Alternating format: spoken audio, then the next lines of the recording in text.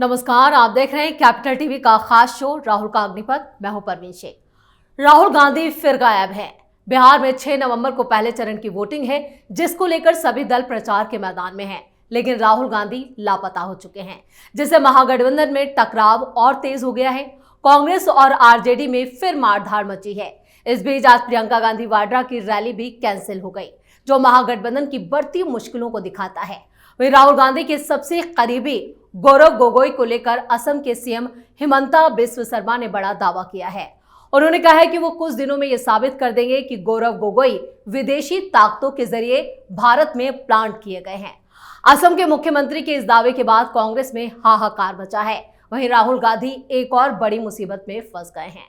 इस पर चर्चा के लिए स्टूडियो मौजूद हैं कैपिटल टीवी के executive editor Rajeev Kumar. Sir, आपका बहुत बहुत स्वागत। धन्यवाद।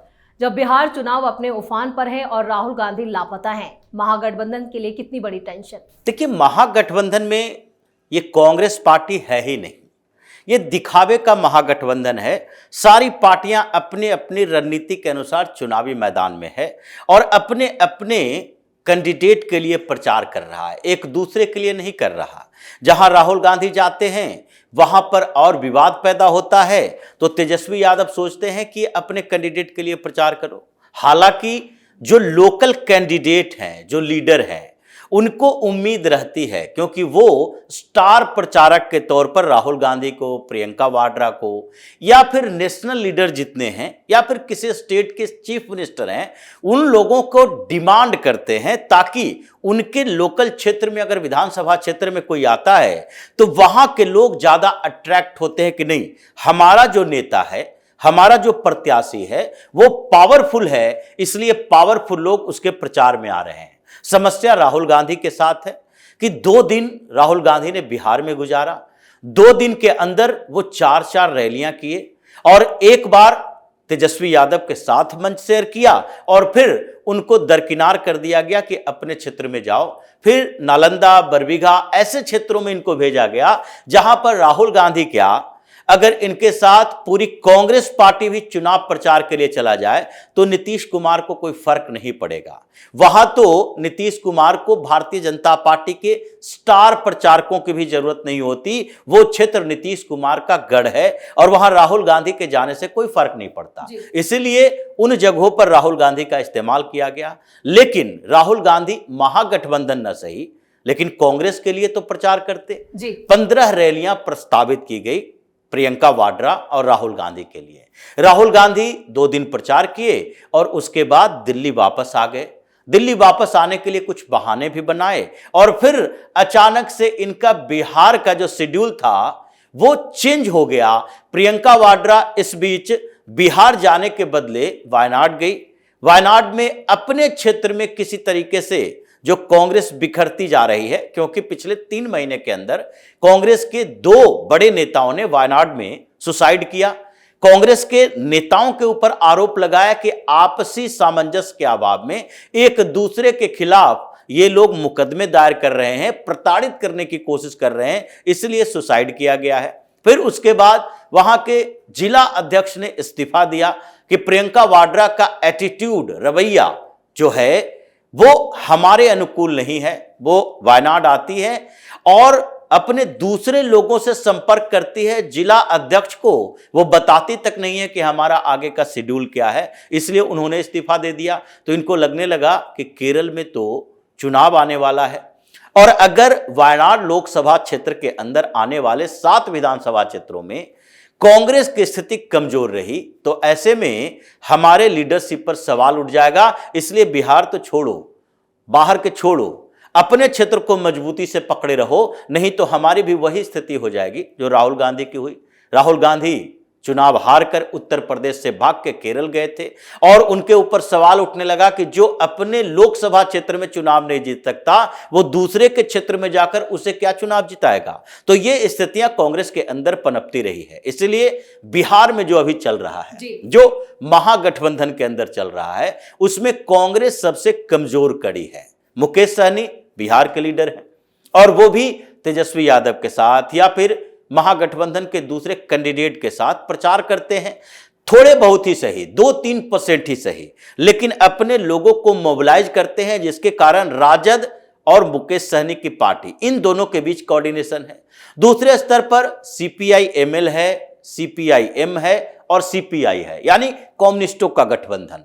तो अभी पश्चिम बंगाल से निकलकर दीपांकर भट्टाचार्य बिहार के अंदर डेरा डाले हुए हैं, जो सीपीआईएमएल लिबरेशन के नेता हैं, अध्यक्ष हैं, और इसलिए वो बिहार में हैं और अलग अलग मंच पर दूसरे नेताओं के लिए भी। यहां तक कि राहुल गांधी की रैली जब हुई थी तो राहुल गांधी की पार्टी यानी कांग्रेस के झंडा से ज्यादा ये लाल झंडा दिखाई पड़ रहा था इनकी रैली में, हसुआ बाल वाला, और वो सीपीआईएमएल का झंडा है। सीपीआईएम सीपीआई ये दोनों थोड़ी कमजोर पार्टी है बिहार में, तो इन दोनों का अपीयरेंस, उपस्थिति कम होती है। लेकिन सीपीआईएमएल जो हर जगह पर अपना एक छोटा मोटा वोट आधार रखता है, वो कांग्रेस के उन क्षेत्रों में भी जहां राहुल गांधी जा रहे हैं वहां पर भी अपने कार्यकर्ताओं को भेज रहा है। लेकिन कांग्रेस के नेता कार्यकर्ता साइलेंट मोड में हैं, और इसके पीछे की वजह राहुल गांधी का नेतृत्व भी है, क्योंकि राहुल गांधी ने बिहार में जो कांग्रेस के लिए स्टार प्रचारक हो सकता था, वोट कितना दिलवाता अलग बात है, भीड़ जुटाने वाले चेहरे थे, जिसका अपने कुछ क्षेत्रों में प्रभाव और बिहार में वोकल होने के कारण, मीडिया में आने के कारण उनका चेहरा दिखाई पड़ रहा था, वो इनके नेतृत्व के कारण वो चेहरा पीछे हो गया। अभी कोई भी ऐसा लीडर नहीं है बिहार के अंदर कांग्रेस के लिए जो कि किसी मंच पर खड़ा हो और लोग उनको सुनने के लिए तैयार हो। और वो जो दो नेता, पप्पू यादव और दूसरा कन्हैया कुमार, मीडिया में भी रहते हैं। पप्पू यादव तो अपने क्षेत्र के कद्दावर नेता हैं, और सीमांचल के क्षेत्रों में पूर्णिया को खासकर देख लिया जाए तो पूर्णिया में तो वो बिना कोई शक के बड़े नेता माने जाते हैं, इसलिए इंडिपेंडेंट सांसद बने। किसी पार्टी ने टिकट नहीं दिया, लालू प्रसाद के परिवार किसी तरीके से एन केन प्रकारेण उसे हराना चाहते थे, और वो परिवार के लोग, तेजस्वी यादव खुद जाकर कहते थे भाजपा को वोट दे दो, पप्पू यादव को वोट ना दो, लेकिन फिर भी वो जीत गए। लेकिन उस व्यक्ति को भी बाहर कर दिया गया कि नहीं, मंच शेयर नहीं करोगे, तुम कांग्रेस के प्रचारकों की लिस्ट में सबसे ऊपर नहीं दिखाई पड़ोगे, तुम राजद और कांग्रेस के जो ज्वाइंट कहीं भी रैली होगी वहां पर नहीं नजर आओगे। कन्हैया कुमार को, जो कि मीडिया में इतने हावी रहते हैं, उनको भी मंच मिलना चाहिए। बिहार चुनाव के शुरुआत के समय में वो पदयात्रा कर रहे थे, रोक दिया गया। तेजस्वी यादव के दबाव के कारण कन्हैया को सीमित करके रख दिया गया, और कुछ फीडबैक मिला होगा राहुल गांधी को भी। तो अभी वहां पर कोई ऐसा व्यक्ति नहीं है, कांग्रेस का लीडर नहीं है जिसे चेहरा बताया जा सके। लेकिन जो चेहरे कांग्रेस के अंदर हैं, राहुल गांधी, प्रियंका वाड्रा, ये भी दूरी बनाए हुए हैं। प्रियंका वाड्रा जाने वाली थी, मंच ही टूट गया, अब बह गया मंच, बारिश हो रही है, बारिश हो रही है। अरे बारिश हो रही है, लेकिन ये मानकर चलो कि इसी बारिश और तूफान और ये जो बाढ़ की स्थिति होती है, उस समय इंदिरा गांधी को फिर से राजनीति में स्थापित करने के लिए यही सिचुएशन था। यह बेलछी का कांड था, और जहां पर दलितों की हत्या हुई थी, इंदिरा गांधी दौरे पर गई थी, और उस समय वो दौरा इंदिरा गांधी का ऐसा था जिसमें वो हेलीकॉप्टर से उतरने के बाद उस जगह पर जाने के लिए उनको सामान्य कोई साधन नहीं मिल रहा था। पहले वो ट्रैक्टर की ट्रॉली पर बैठकर गई, उसके बाद जब एक नदी पार करना था तो उस समय उन्होंने हाथी पर बैठकर नदी क्रॉस किया था, और हर अखबारों का हेडलाइन था बड़े फोटो के साथ कि अम्मा वापस आ गई, हमने गलती कर दी वो इमरजेंसी के बाद जनता पार्टी को वोट देकर। और वही इंदिरा गांधी फिर से हावी हुई थी चुनाव में, बड़ी बहुमत इमरजेंसी के बाद तत्काल जनता पार्टी साफ हो गई थी, कांग्रेस की वापसी हुई थी। ये इतिहास से सबक नहीं लेते, और जब जरूरत पड़ेगी अपने आप को स्टार दिखाने की तो छतरी लेकर बारिश के पानी में ये राहुल गांधी बारिश में भीगते हुए दिखाई पड़ जाएंगे। लेकिन इस बीच ऐसा नहीं किया, तो इसलिए परेशानियां बढ़ी है। राहुल गांधी को यह अनुभव हो गया है कि हम बिहार चुनाव में पिछले बार से बुरी स्थिति होगी। स्ट्राइक रेट पिछले बार भी बहुत खराब थी, 70 से ज्यादा सीटों पर चुनाव लड़ा, 19 सीटें जीत पाई। लेकिन इस बार स्ट्राइक रेट ही नहीं बल्कि 10 से नीचे कांग्रेस को आने वाली है सीटें, इसलिए राहुल गांधी अपने आप को दूर बनाए हुए हैं और फिर वो लापता हो गए हैं। प्रियंका वाड्रा सोच रही है हारते हुए जगह पर जितना कैंसिल हो सके वो ठीक है, हम तो ये बता रहे हैं कि हम जाने के लिए तैयार हैं, लेकिन कोई ऐसी परिस्थितियां आ जाए तो बेहतर स्थिति होती है। इसलिए ये दोनों भाई बहन के जोड़ी लापता नजर आ रहे हैं। हो सकता है कि 1-2 दिन के अंदर पता चले कि राहुल गांधी फिर से कहीं विदेशी दौरा पर चले गए। जैसा अमित शाह बार बार कह रहे थे, इटली मूल का व्यक्ति है और इटली की तरफ ही वापस जाएगा, यूरोप की तरफ ही ये रुख करेगा। लेकिन राजीव सर, इस बीच एक और बड़ी खबर सामने आई है। जिस तरह से हिमंता बिस्व शर्मा ने गौरव गोगोई को लेकर जो दावा किया है, उससे भी कांग्रेस में हाहाकार मचा हुआ है। देखिए, हाहाकार तो मचेगा, क्योंकि कांग्रेस में गौरव गोगोई की भूमिका केवल असम में कांग्रेस के प्रदेश अध्यक्ष के तौर पर नहीं है। ये कांग्रेस के मुख्यमंत्री के बेटे, अभी गौरव गोगोई की भूमिका है कि वो डिप्टी लीडर हैं कांग्रेस के लोकसभा के अंदर। राहुल गांधी के बगल में इनको सीट मिलती है, बहुत करीबी माने जाते हैं। और उनके ऊपर आरोप क्या है कि वो पाकिस्तान के एजेंट को अपने साथ रखे, और ये साथ रखे नहीं बल्कि वो उसे शादी करके घर लाए। ये उनकी पत्नी एलिजाबेथ को से जुड़ी हुई बात है।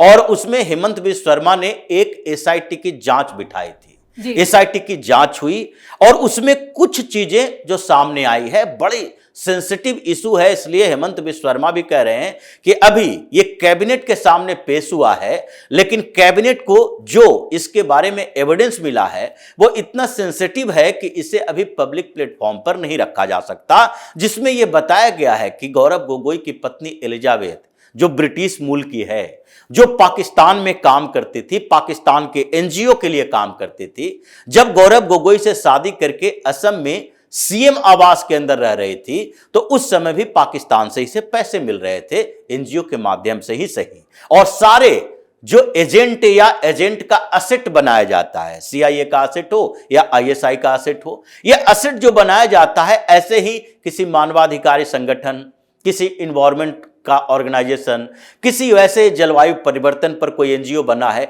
इन्हीं लोगों के माध्यम से इनको प्लांट किया जाता है और उसी से पैसे दिए जाते हैं, ताकि ये डायरेक्ट न लगे कि इसके अकाउंट में पैसे कहां से आ रहे हैं। एलिजाबेथ के ऊपर तो ये आरोप है ही, लेकिन इसके साथ अब गौरव गोगोई के ऊपर सीधी बात की जा रही है कि ये भी पाकिस्तान का 2 बार दौरा किए और भारत सरकार को इसकी जानकारी नहीं दी, जबकि एक सांसद और अभी तो डिप्टी लीडर कांग्रेस के हैं। तो ऐसे में इन्होंने जानकारी क्यों नहीं दी कि किस पर्पस से ये पाकिस्तान का दौरा कर रहे हैं। जैसे सोनम वांगचुक के बारे में चर्चा हुई, उस समय तक पता नहीं चला कि ये बांग्लादेश जा रहा है, पाकिस्तान जा रहा है, क्यों जा रहा है। अचानक से जब इन्वेस्टिगेशन सामने आने लगा तो पता चला इसका लिंक कहां कहां है, अभी तक जेल के अंदर है एनएसए में। तो इसलिए हेमंत बिस्व शर्मा ने यह बात कही है कि अभी एसआईटी की जांच की रिपोर्ट है, लेकिन हम अभी इसे पब्लिक नहीं करेंगे, कुछ इंतजार कीजिए। और अगर गौरव गोगोई को लगता है कि हम गलत बात बोल रहे हैं, हम चीफ मिनिस्टर हैं, उसके बावजूद भी हम गलत बयान दे रहे हैं, तो ये हमारे खिलाफ डिफेमेशन का केस करे।